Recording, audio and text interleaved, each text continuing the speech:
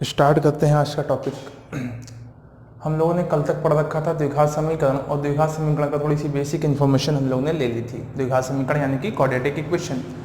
कल तक हम लोगों ने केवल पढ़ा क्या था, द्विघात का व्यापक समीकरण, और उसके बाद ये हम लोगों ने जाना था कि किसी कोई हमको अगर समीकरण यानी कोई इक्वेशन दी जाती है तो हम लोग उसको चेक करके बता सकें कि वो द्विघात समीकरण है या नहीं है। इसके अलावा कुछ लैंग्वेज बेस पर हम लोगों ने क्वेश्चन सॉल्व किए थे, उनसे हम लोगों ने क्या देखा था कि द्विघात समीकरण को कैसे बनाया जाए। तो आइए आज स्टार्ट करते हैं कुछ आगे का टॉपिक, जिसका नाम है गुणनखंड विधि द्वारा द्विघात समीकरण का हल। कल हम लोगों ने इस चीज़ पे भी डिस्कशन किया था कि द्विघात समीकरण यानी क्वाड्रेटिक इक्वेशन को सॉल्व करने के 3 मेथड हम लोग को पढ़ने हैं। कौन कौन से मेथड हैं? सबसे पहला मेथड हमारा कौन सा है? गुणनखंड विधि यानी कि फैक्टराइजेशन मेथड। सेकंड है हमारे पास पूर्ण वर्ग विधि यानी कि परफेक्ट स्क्वायर मेथड। और इसका तीसरा हमारे पास है सूत्र के द्वारा यानी कि बाय यूजिंग फॉर्मूला। और वो फॉर्मूला क्या है? श्रीधराचार्य का। उस फॉर्मूले का भी डिस्कशन मैंने किया था। वो फॉर्मूला है क्या? माइनस का B plus minus under root के अंदर बी स्क्वायर माइनस का 4ac अपॉन 2a। ओके, यही है धराचार्य का सूत्र। ठीक है, तो आज हम लोग किसको जानने वाले हैं? गुणनखंड विधि को। हम लोग गुणनखंड विधि को समझेंगे। तो देखिए, मैंने यहाँ पे 3 क्वेश्चन है, तीनों एनसीईआरटी ले रखे हैं। 1-2 क्वेश्चन पे और डिस्कशन कर लिया जाएगा। इस समय हमारे सामने जो क्वेश्चंस दिख रहे हैं वो क्या है? सबसे पहला क्वेश्चन देखिएगा। सबसे पहला क्वेश्चन लिखा हुआ है 6x² माइनस का x माइनस 2 इक्वल्स टू 0। अब इस क्वेश्चन में लिख करके आता है कि निम्न द्विघात समीकरण को गुणनखंड विधि की सहायता से हल कीजिए। By using factorisation method solve this quadratic equation. अब देखिए, इस क्वाड्रेटिक इक्वेशन को हल करना है तो सबसे पहले थोड़ा सा बेसिक जानते हैं। आप जानते हैं कि कोई भी द्विघात समीकरण किस फॉर्म में होता है? ax² plus bx plus c की फॉर्म में। यहाँ आप जानते हैं ये x² का ये a क्या है? गुणांक यानी कि कोफिशिएंट है, और x का गुणांक क्या है? b है, और जो अचर पद होता है वो क्या है हमारा? c। अब देखिए, सबसे पहला काम क्या होता है, हम लोग थोड़ा सा इसमें सोचते हैं। क्या सोचते हैं कि c का मल्टीप्लाई हम लोग x² के गुणांक यानी a से कराते हैं। तो गुणा कराने पर जो नंबर आता है, सपोज दैट इसको हम लोग क्वेश्चन से समझते हैं तो ज़्यादा बेहतर समझ में आएगा। जैसे कि यहाँ पे देखिए, हमारे पास ये जो एक नंबर था, इसको मैंने क्या किया? मल्टीप्लाई कराया किससे? 6 से। तो देखिए 6 × 2 कराएंगे तो क्या आएगा? 12। और आपका ये जो साइन है ये वाला, ये बताता है कि आपको नंबर कैसे देखना है। आप सुनिएगा, मल्टीप्लाई करने पर कोई 2 ऐसे नंबर सोचने हैं जिनका मल्टीप्लाई करने पर क्या आ रहा हो मेरा? 12। और इस साइन पर ध्यान देना, माइनस करने पर क्या आना चाहिए? 1, जो इसके इनटू में लिखा है। आप समझिएगा फिर से, इन दोनों का मल्टीप्लाई सबसे पहला तो जो भी क्वाड्रेटिक इक्वेशन दी गई हो, सबसे पहले उसको अरेंज कीजिएगा बिल्कुल ऑर्डर में। ऑर्डर का सेंस, पहले x² का टर्म, देन x का टर्म, इसके बाद बिना x वाला टर्म यानी कि एक तरीके से कांस्टेंट टर्म की बात कर सकते हैं आप। अब इसके बाद आप जैसे ही रखते हैं इनको, मैंने देखिए ऑर्डर पे ही रखा हुआ है। x² का टर्म है, फिर x का टर्म है, फिर बिना x का टर्म है। ठीक है, तो बिना x के टर्म का कोफिशिएंट जो है, बिना x वाला, उसको मैंने क्या किया? x² के कोफिशिएंट से मल्टीप्लाई कराया यानी कि 6 से मल्टीप्लाई कराया। तो कितना बना? 12। और यहाँ पे माइनस है, इसलिए माइनस करने पर क्या आना चाहिए? 1। तो देखो, ऐसे तो मल्टीप्लीकेशन सोचोगे तो 6 दूना 12 भी होता है, 6 × 2। लेकिन क्या उनको सब्ट्रैक्ट करने पर 1 आता है? नहीं। तो हमको ऐसा फैक्टर ढूंढना है कि मल्टीप्लाई करने पर 12 आए और सब्ट्रैक्ट करने पर क्या आ जाए? 1। तो देखिए वो क्या है? 4 और 3। 4 × 3 12 होता है, और 4 में 3 घटा दोगे तो क्या आएगा? 1। तो करने का मेथड देखिएगा, यहाँ 1 था, उस 1 को आप क्या लिख सकते हो? 4 माइनस का 3। अब देखिए, ये x भी मल्टीप्लाई कराइए और माइनस भी, तो क्या हो जाएगा? माइनस का 4x प्लस का 3x एंड माइनस का 2 इक्वल्स टू 0। इन दोनों में से कॉमन क्या दिख रहा है आप दोनों को? इन दोनों में से कॉमन, तो इन दोनों में से कॉमन हमें दिख रहा है 2x। यहां से कॉमन लेंगे तो आएगा 3x माइनस 2। और यहाँ पे कुछ भी कॉमन नहीं है तो हम लोग क्या ले लेते हैं? 1 कॉमन। अब इस पूरे टर्म में से कॉमन क्या दिख रहा है? 3x minus 2। ये देखिए, इसके पास भी, इसके पास भी। तो यहां से ये टर्म चला गया तो क्या बचा? 2x, और यहां से चला गया तो 1। अब आप एक चीज देखते हैं, इतना आप लोगों ने बहुत अच्छे से कर रखा है। आपसे 9th में क्वेश्चन पूछा जाता तो इक्वल में 0 नहीं होता था, आप गुणनखंड निकाल करके यही आंसर देते थे। अब यहाँ पे जो बात कही जाती है, इसका हल का मतलब होता है हम लोग x का वैल्यू आइडेंटिफाई करें। x का वैल्यू है क्या, फाइंड आउट करना है x का वैल्यू, क्योंकि यही इसका रूट यानी कि मूल कहलाता है। ठीक है ना। द्विघात समीकरण है तो आपने सेकंड चैप्टर में पढ़ रखा है, द्विघात समीकरण के कितने मूल हो सकते हैं? 2। तो ये 2 मूल कौन कौन से होंगे हम लोग यहाँ पे निकालते हैं। अब इस बात को बड़े अच्छे से समझिएगा, कह रहा है कि इन दो ब्रैकेट्स का मल्टीप्लाई क्या है, 0। कभी भी दो लोगों का मल्टीप्लाई 0 कब हो सकता है, या तो ये वाला टर्म 0 हो या फिर ये वाला टर्म 0। तो देखिए 3x माइनस 2 को भी हमने क्या किया 0 के बराबर, तो क्या हो जाएगा यहाँ से 3x इक्वल टू 2, तो x इक्वल टू 2/3। ऐसे ही हम लोग क्या करें इसको भी, तो 2x इक्वल टू प्लस का 1 है बेटा, तो उधर क्या हो जाएगा माइनस का 1, तो यहाँ से x बराबर क्या आ जाएगा माइनस का 1/2। आई होप बात समझ में आई होगी यहाँ तक, और अगर कम समझ में आई है तो अभी क्वेश्चन नंबर दूसरा देखते हैं। ठीक है, चलिए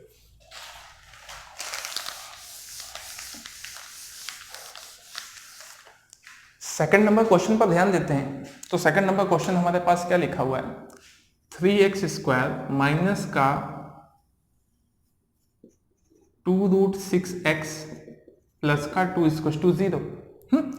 फिर से सबसे पहला काम, अरेंज सही होना चाहिए, x² वाला टर्म फिर x वाला टर्म फिर बिना x वाला टर्म, ठीक है ना। और अगर सभी सही सही से लिखे हुए हैं तो हम लोग क्या करेंगे, मांगे बिना x वाले को ले गए किसके पास, x² वाले के पास। देखा 3 दूना 6, यानी कि हम लोग को कोई दो नंबर ऐसे सोचने हैं जिनका मल्टीप्लाई क्या आता हो 6। लेकिन एक सबसे खास बात, प्लस करने पर क्या आना चाहिए 2√6। अगर सपोज दैट यहाँ माइनस होता तो माइनस करने पे सोचते, अब हमको ऐसा कुछ सोचना है कि ऐड करें तो 2√6 आ जाए। तो देखो बेटा 2√6 कब आ सकता है, जब हम लोग क्या करें, √6 में √6 ऐड करते हो तो क्या आता है 2√6, ठीक है ना। और आप √6 इंटू √6 का मल्टीप्लाई कराते हो तब भी क्या आता है 6। हमको चाहिए यही। देखो इसमें क्या है, जितनी ज़्यादा प्रैक्टिस करोगे, नंबर ऑफ क्वेश्चंस जितने ज़्यादा लगाओगे, फैक्टर उतनी ही जल्दी निकल करके आएगा। पेपर के पर्पज से आपको टेंशन लेने की जरूरत नहीं है। यदि पेपर में गुणनखंड विधि नहीं कहता है तो आप परफेक्ट स्क्वायर लगाओ, या फिर आप इसके अलावा आपके पास है धराचार्य का सूत्र, मैं तो कहता हूँ धराचार्य लगाइए, सबसे बेहतर है। तो वो तो क्वेश्चन पे डिपेंड करता है। बाकी फैक्टराइजेशन पे अगर कमांड करनी है तो आपको ज़्यादा नंबर ऑफ क्वेश्चन लगाने होंगे, ठीक है। तो आइए देखते हैं, 3 दूना 6 होता है, तो हमने क्या कहा था, इस 2√6 की जगह क्या लिखा जा सकता है, √6 प्लस √6, क्योंकि देखिए ये वही लिखा हुआ है ना x प्लस 2, बाकी सब सेम। अब क्या करें, हम लोग मल्टीप्लाई करा देते हैं। तो देखिए ओके, इसके बाद देखो इन दोनों में कुछ कॉमन दिख रहा है क्या, है कॉमन। इस चीज को भी जरा ध्यान से देखेंगे तो आपको कॉमन भी दिख जाएगा। क्या है कॉमन, आप एक चीज यहां से देखिए, इस √6 को क्या लिखा जा सकता है, √3 इंटू √2, और इस 3 को क्या लिखा जा सकता है, √3 इंटू √3। देखिए √3 दोनों के पास दिख रहा है कि नहीं दिख रहा है। तो बस हम लोग यही करने वाले हैं, क्या करने वाले हैं, यहाँ से √3x कॉमन लेंगे और यहाँ पे क्या आ जाएगा √3x, और यहाँ से देखो √3 चला गया तो क्या बचा √2। अब इन दोनों में भी यही हाल है, इसको फिर से √3 इंटू √2, और ये क्या लिखा हुआ है √2, करेक्ट है। तो इसमें से कॉमन क्या हो रहा है √2, तो हम लोग क्या करते हैं माइनस का √2 कॉमन ले लेंगे, तो यहाँ क्या आ जाएगा, करेक्ट है। अब इस पूरे से कॉमन आपको क्या दिख रहा है,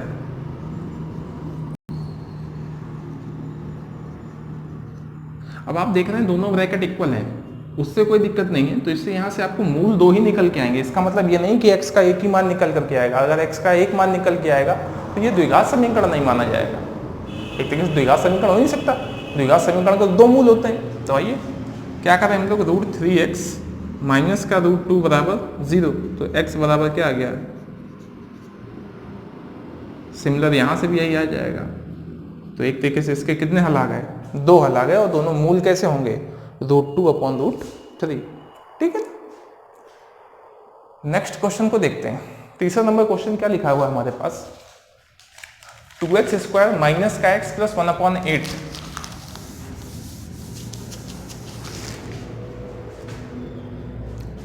लिखा हुआ है 2x² माइनस का x प्लस 1/8 इक्वल टू 0, ठीक है ना। सबसे पहले हम लोग क्या कर लें, एलसीएम। एलसीएम से क्या आ गया 8, डिवाइड किया 8 दूना 16, 8 1 0, करेक्ट है। इसको आप चाहो तो इधर भेज दो तो क्या हो गया 0। अब आपके पास क्या बन के आ गया, क्वाड्रेटिक इक्वेशन, यही सामने है आपके। आप देखो मल्टीप्लाई करने पे क्या आना चाहिए 16, और ऐड करने पर क्या आना चाहिए 8, तो 4 चौको 16। बिकॉज 4 इंटू 4 16 हो गया, 4 प्लस 4 करोगे तो क्या आएगा 8। तो आइए इसके भी फैक्टर लिख लेते हैं हम लोग।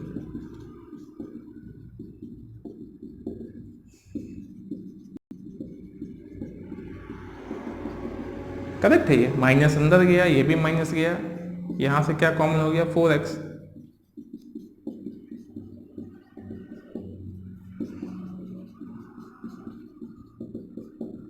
आप यहां से देखेंगे तो क्या हो जाएगा, x बराबर क्या आ जाएगा 1/4 और यहाँ से भी 1/4। बात समझ में आती है। इस प्रकार के काफ़ी ढेर सारे क्वेश्चंस हैं, अभी हम बाद में और डिस्कशन कर लेंगे। पहले अब आते हैं इस क्वेश्चन पे जो थोड़ा लैंग्वेज में है हमारे पास। क्या लिखा हुआ है कि ऐसी दो संख्याएं ज्ञात कीजिए जिनका योग 27 और गुणनफल कितना हो 182 हो। तो ऐसी कोई दो संख्याएं आपको इमेजिन करनी है। तो इस क्वेश्चन में होता क्या है, सबसे पहले आपको लैंग्वेज बनानी पड़ेगी। लैंग्वेज बनानी पड़ेगी मतलब अब आपके पास लैंग्वेज में जो लिखा हुआ है उसको 1 by 1 एक एक टर्म को बड़े अच्छे से पढ़ते हैं। लिखा है ऐसी दो संख्याएं ज्ञात कीजिए, यानी कि दो संख्याएं हमारे पास जिनका योग 27 है। अब जैसा अच्छे से सुनिएगा, जब अभी तक हम लोग दो वेरिएबल का यूज कर लेते थे दो चर राशि वाले रैखिक समीकरण में, तो मान लेते थे कि हाँ एक x है और दूसरा y है और उन दोनों का योग कितना है 27। ठीक है, बात को समझते चलिएगा जरा। पेपर में क्योंकि कहीं नहीं लिख करके आने वाला है ना, कि ये द्विघात समीकरण का क्वेश्चन है या फिर दो चर राशि का क्वेश्चन है, आपको समझ में जैसे आ सकता है वैसे लगा सकते हो। तो देखो दो संख्याएं हैं जिनका योग 27 है, तो हमने मान लिया क्योंकि यहाँ पे देखो हमको एक वेरिएबल का ही यूज कर सकते हैं, तो हम लोग लिखते हैं माना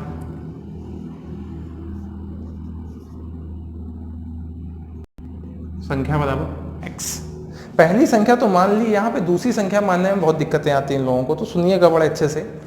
अच्छा आप इमेजिन वही करो कि आपने वो दो संख्याएं कौन कौन सी मानी थी, x और y।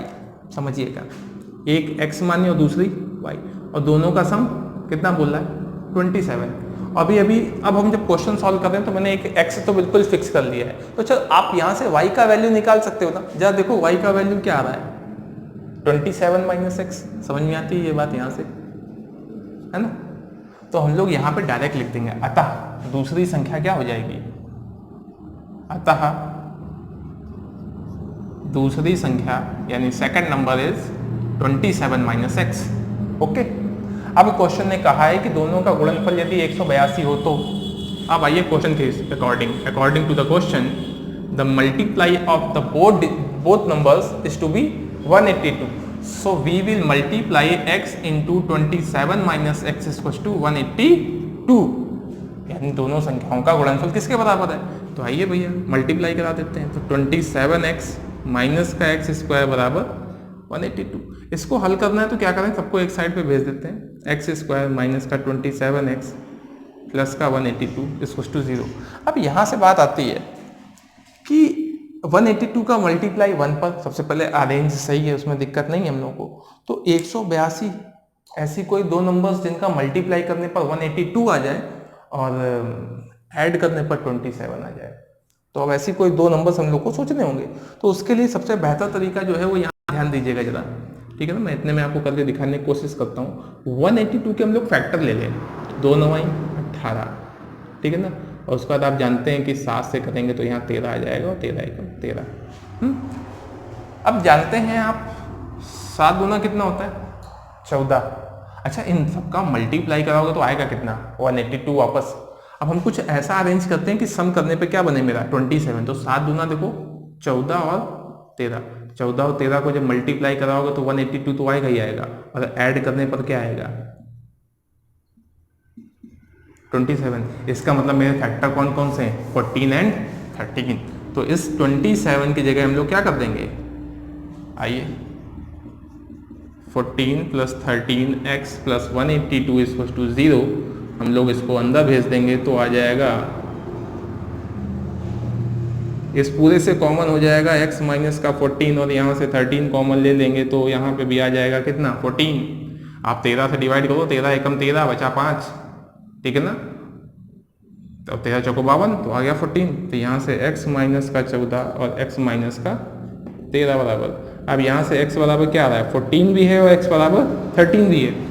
अब देखो यहाँ से क्या होता है, आपको दोनों संख्याएं क्वेश्चन में पूछी गई, दोनों क्वेश्चन में दो संख्याएं कौन कौन सी हो सकती हैं? यदि आप एक संख्या 14 मानते हो तो उठा करके यहाँ रख दो, दूसरी संख्या क्या निकल के आएगी? 13। यदि आप एक संख्या को 13 मानते हो पहली वाली को, तो दूसरी क्या निकल के आएगी? 14। तो दोनों आंसर पॉसिबल है, ठीक है ना। आते हैं नेक्स्ट क्वेश्चन पे। कुटीर उद्योग एक दिन में कुछ बर्तनों का निर्माण करता है। एक विशेष दिन में यह देखा गया कि प्रत्येक नग की निर्माण लागत उस दिन में निर्माण किए गए बर्तनों की संख्या के 2 गुने से 3 अधिक है। मेन बात आपकी यही लिखी हुई है, प्रत्येक नग की निर्माण लागत उस दिन निर्माण किए गए बर्तन की संख्या के 2 गुने से 3 अधिक है। हो क्या रहा है? एक नग की निर्माण लागत उस दिन निर्माण किए गए बर्तनों की संख्या के 2 गुना। 2 गुना किसका हो रहा है? बर्तनों की संख्या का। इसलिए हम लोग क्या करते हैं, माना निर्माण किए गए बर्तनों की संख्या x है और एक बर्तन की निर्माण लागत फिर क्या है? तो बर्तनों की संख्या x का 2 गुना यानी कि 2x और 3 अधिक यानी कि 2x + 3। अब देखिए मैंने जैसे बोला था अभी कि यदि एक बर्तन की कॉस्ट 5 रुपए है और हमने एक दिन के अंदर 10 बर्तन बना दिए हैं तो कितनी कॉस्ट हो गई? टोटल हमने इनकम कितनी कर ली? 50 रुपए, ठीक है ना। वैसे यहाँ पे देखिए बर्तन कितने बनाए मैंने? x, और एक बर्तन की लागत कितनी है? 2x + 3। तो कितना हो गया? x का मल्टीप्लाई करा लीजिए। अब आप यहाँ पे गुणांक फैक्टर करेंगे तो क्या आएंगे? 15 और 12। ये आपके समझ में आता होगा। इन दोनों में से कॉमन क्या है आपके पास? यहां से कॉमन क्या आ रहा है आपके पास? तो आ गया 2x + 15 और आ गया x - का 6। अब एक चीज यहां से देखिए, जब आप ये 2x + 15 को इसको 2x + 15 को आप क्या करेंगे? = 0 करेंगे तो यहां से x का वैल्यू क्या आएगा? 15/2, वो भी माइनस का। क्या संख्या कभी बर्तनों की संख्या आप माइनस में हो सकती है? कभी नहीं। इसलिए क्या करेंगे हम लोग? इस मान को छोड़ देंगे, इस वैल्यू को नेगलेक्ट कर देते हैं। अब हम लोग x - 6 को 0 के बराबर करें तो x बराबर कितना आ गया? 6। यानी कि निर्माण किए गए बर्तनों की संख्या कितनी निकल आई? 6। और एक बर्तन की कॉस्ट भी निकालनी है तो 6 × 2 + 3 यानी 6 × 12 3 15 रुपया, ठीक है ना। 15 छक्का 90 देखो आ भी रहा है, ठीक है। अच्छा इस क्वेश्चन को भी समझ लेते हैं थोड़ा सा। कह रहा है एक समकोण त्रिभुज की ऊंचाई उसके आधार से 7 कम है, यानी कि जो ऊंचाई h है ये इसके आधार से 7 कम है। तो हमने आधार को क्या माना? x, और ऊंचाई को क्या मान लिया? फिर x - का 7। और ये दोनों में कंडीशन क्या कह रहा है? यदि कर्ण की 13 हो तो अन्य 2 भुजाएं ज्ञात कीजिए। यानी कि ये अन्य 2 भुजाएं हैं, कर्ण हमारे पास कितना है? तो इसमें हम लोग क्या लगा देंगे? पाइथागोरस थ्योरम लगा करके इसको सॉल्व कर लेंगे, ठीक है। इतने क्वेश्चनों के साथ अब हम लोग क्या करते हैं, जरा 1-2 क्वेश्चन और देख लेते हैं जो कुछ बेहतरीन से क्वेश्चन हैं, उनका भी डिस्कशन कर लिया जाए। अब हम लोग सेकंड मेथड पर आते हैं। अभी तो हम लोगों ने गुणनखंड विधि को पढ़ा है, अब हम लोग पढ़ते हैं परफेक्ट स्क्वायर मेथड, यानी कि पूर्ण वर्ग विधि द्वारा द्विघात समीकरण को हल करना। किसके द्वारा? By perfect square method.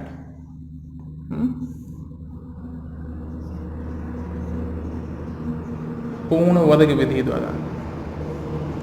आइए जरा इससे क्वेश्चन उठाते हैं, उसी क्वेश्चन से हम आपको समझाएंगे कि कैसे हल करते हैं। चलो एक क्वेश्चन ले लेते हैं हम लोग कोई भी। तो आइए, लिखा हुआ है 2x² - का 5x + 3 = 0, ठीक है ना। देखिए क्या लिखा हुआ है क्वेश्चन हमारे पास, 2x² - का 5x + का 3 = 0। एक क्वेश्चन ही बड़े अच्छे से समझेंगे हम लोग। पहले लिखा हुआ है 2x² - का 5x + 3 = 0। द्विघात समीकरण में इस कंडीशन पे जब भी आपको परफेक्ट स्क्वायर मेथड का यूज करना पड़ेगा तो सबसे पहला काम आपको, जैसे कि मैंने कहा था, अरेंज x² का टर्म, फिर x का टर्म, उसके बाद अचर पद यानी कि कांस्टेंट टर्म, ठीक है ना। तो यहाँ पे भी देखिए ऑर्डर बिल्कुल करेक्ट है, कोई दिक्कत नहीं है हम लोगों को। तो सबसे पहला काम ये करते हैं कि x² का कोई भी आपके पास कोफिशिएंट नहीं होना चाहिए, x² का गुणांक नहीं होना चाहिए, यानी कि x² का गुणांक क्या होना चाहिए? 1 होना चाहिए। और अगर 1 करना है तो इसका मतलब हम लोग इस पूरे में क्या करें, यदि इसको हमको 1 बनाना है तो 2 से डिवाइड करना पड़ेगा, और 2 का डिवाइड किधर करना पड़ेगा? दोनों साइड पे। तो लिखते हैं by dividing by 2 on both sides. अब आप यहां पे डिवाइड करते हैं तो जरा समझते जाइएगा इस चीजों को।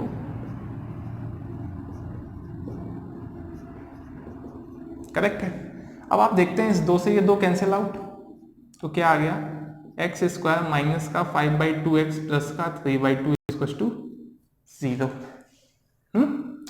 अगला स्टेप क्या है, देखिए ये पहला स्टेप है कि एक्स स्क्वायर का अगर कोफिशिएंट 1 नहीं है तो उसको 1 बनाना है, पहला स्टेप। दूसरे स्टेप पर क्या होता है, एक्स का जो भी कोफिशिएंट है, एक्स का कोफिशिएंट क्या है 5/2, इसका हम लोग आधा करें, बात तो सुनिएगा, एक्स के गुणांक का क्या करना है आधा, और उसी का वर्ग एक बार जोड़ दें और एक बार घटा दें। ये देखो मेथड है भैया, इसको ऐसे करना ही है। पहला क्या है, गुणांक को 1 बनाएं, किसके गुणांक को, एक्स स्क्वायर के गुणांक को, यानी coefficient of X square is to be 1। जब 1 हो जाएगा तो अगला स्टेप क्या करना है, जो भी एक्स का कोफिशिएंट है उसका हाफ करेंगे, उसके बाद उसका स्क्वायर करके ऐड कर दें और सब्ट्रैक्ट कर दें वही नंबर। तो आइए जरा 5/2 का आधा कभी है 5/2 का क्या आएगा 5/4। तो देखिएगा एक्स स्क्वायर माइनस का 5/2x, और अब इसी का आधा कितना हो गया 5/4 होल, एक बार जोड़ दिया और एक बार घटा दिया। किसी को कोई प्रॉब्लम तो नहीं ना, ठीक है ना, यहां तक ओके समझ में आता है। अब इसके बाद का अपना फंडा क्या है, सुनना, इन तीनों को देखो क्या लिखा हुआ है, ए स्क्वायर प्लस बी स्क्वायर, और ये माइनस का 2a भी लिखा हुआ है, तो यानी कि ये फॉर्मूला है x माइनस 5/4 का होल स्क्वायर। करेक्ट। यहां पे हम लोग क्या करें, होल स्क्वायर ओपन कर लें, कोई समस्या, उधर ले जाएं तब भी किसी को समस्या नहीं होगी। तो आइए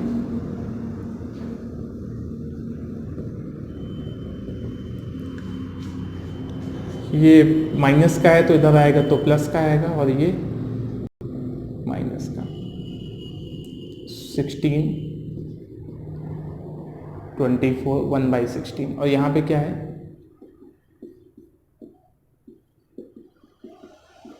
अब ये देखिए जो इस हल करेंगे तो क्या आएगा, प्लस माइनस का 1/4। अब एक बार हम लोग क्या कर लें, पॉजिटिव के लिए ले लें।